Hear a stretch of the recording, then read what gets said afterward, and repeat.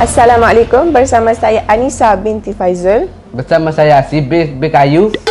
Berita tergempar, polis telah menemui seorang mayat wanita yang berada di halaman rumahnya dan disyaki adalah mangsa kepada pembunuhan. Oleh itu, masa pembunuh diri. Mayat itu matilah.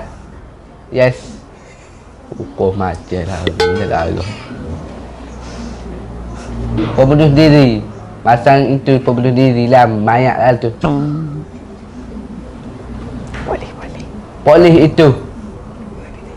Dua detektif. Bunuh mati. Bunuh diri lah. Tahulah. Tak apalah kita. Jadi.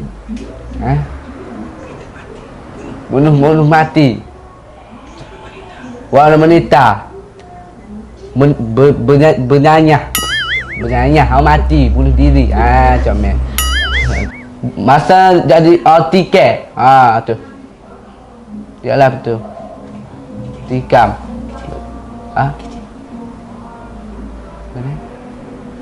Masa petikam bunuh diri. Yes. Ni. Pembunuh diri, masa mati pembunuh diri. Mayat itu. Okey. Pemerjayah. Mati lah. Mati. Pembunuh diri.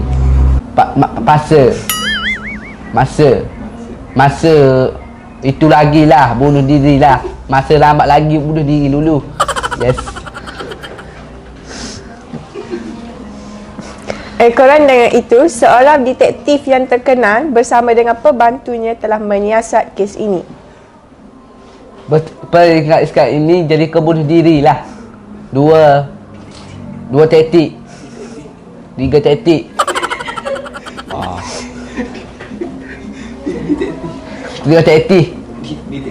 Detektif. Okey. Bernasihat bunuh diri. Bernasihat gitu. Jadi, mari kita meninjau di tempat kejadian. Mari tempat dia kedai dia. Masa bunuh diri tu. Cara dia gitu. Yes.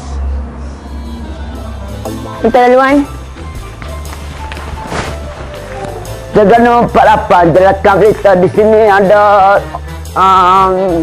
perempuan cantik sekali. Dibunuh. Ya, dibunuh bersedar diri. Kami